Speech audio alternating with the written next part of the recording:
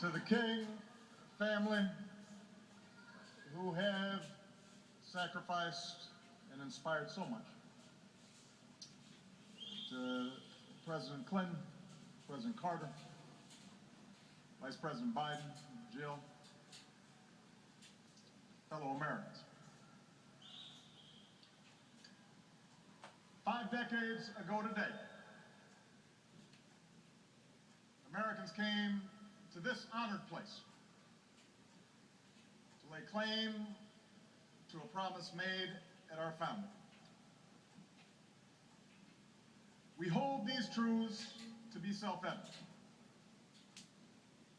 that all men are created equal, that they are endowed by their Creator with certain unalienable rights. That among these are life, liberty, and the pursuit of happiness.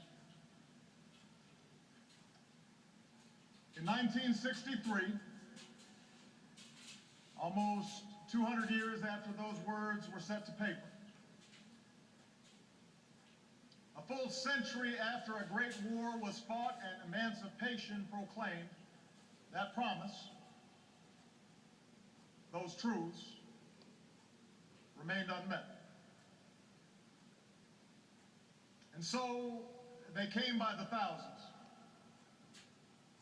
from every corner of our country. Men and women, young and old, blacks who long for freedom and whites who can no longer accept freedom for themselves while witnessing the subjugation of others. Across the land, congregations sent them off with food and with prayer. In the middle of the night, entire blocks of Harlem came out to wish them well. With a few dollars they scrimped from their labor, some bought tickets and boarded buses, even if they couldn't always sit where they wanted to sit.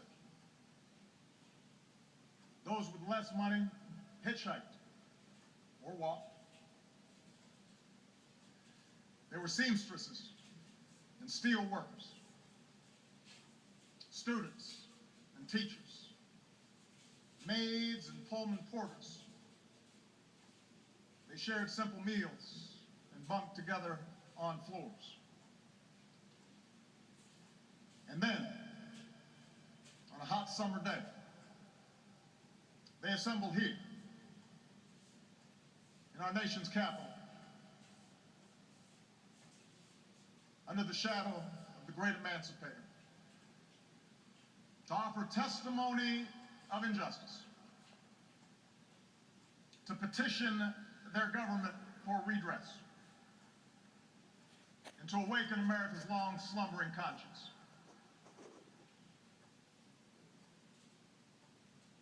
We rightly and best remember Dr. King's soaring oratory that day.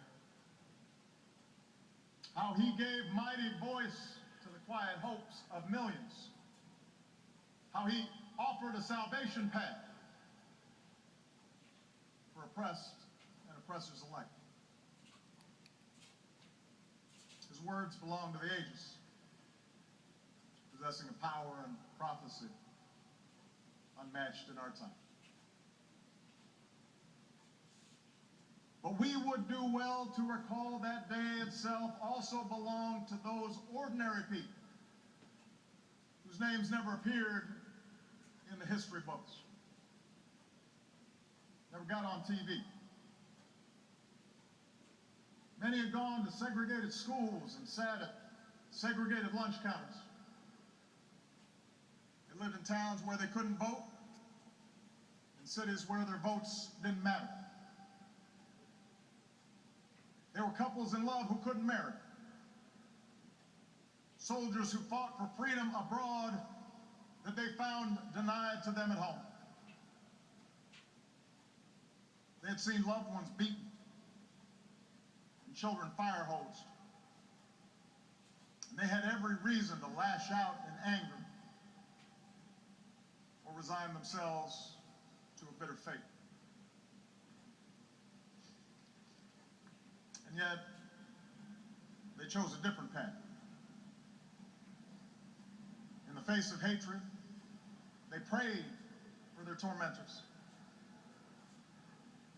In the face of violence, they stood up and sat in with the moral force of nonviolence.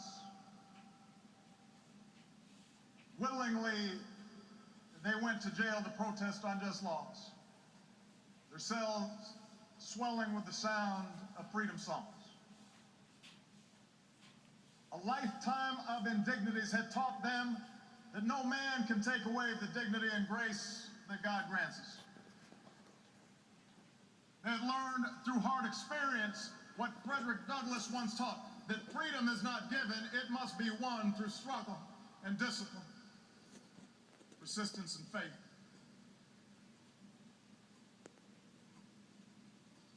That was the spirit they brought here that day. That was the spirit young people like John Lewis brought to that day. That was the spirit that they carried with them like a torch back to their cities and their neighborhoods. That steady flame of conscience and courage that would sustain them through the campaigns to come. Through boycotts, and voter registration drives, and smaller marches far from the spotlight. Through the loss of 4 little girls in Birmingham, and the carnage of the Edmund Pettus Bridge, and the agony of Dallas, and California, and Memphis.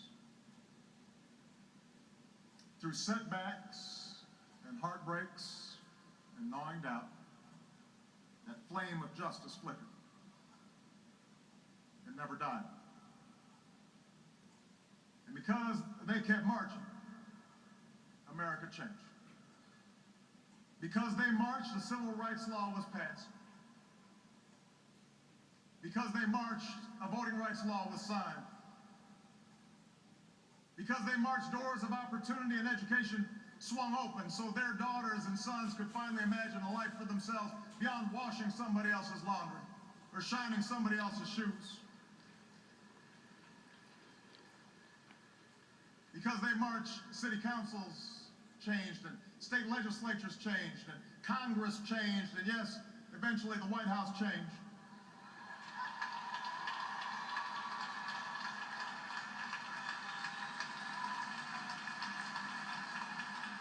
Because they marched, America became more free and more fair. Not just for African Americans, but for women and Latinos, Asians and Native Americans, for Catholics, Jews and Muslims, for gays, for Americans with disability. America changed for you and for me. And the entire world drew strength from that example. Whether it be young people who watched from the other side of an iron curtain and would eventually tear down that wall. Or the young people inside South Africa who would eventually end the scourge of apartheid.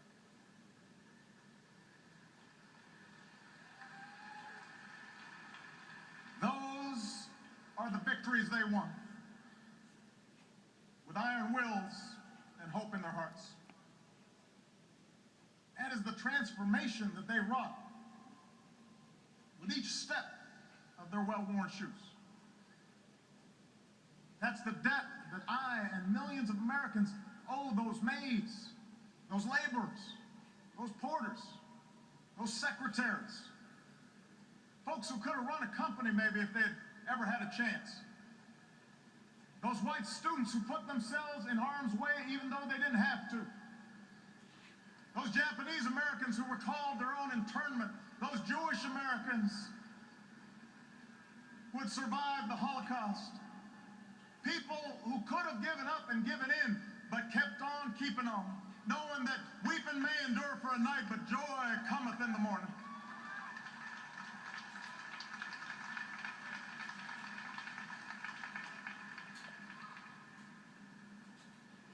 on the battlefield of justice. Men and women without rank or wealth or title or fame would liberate us all.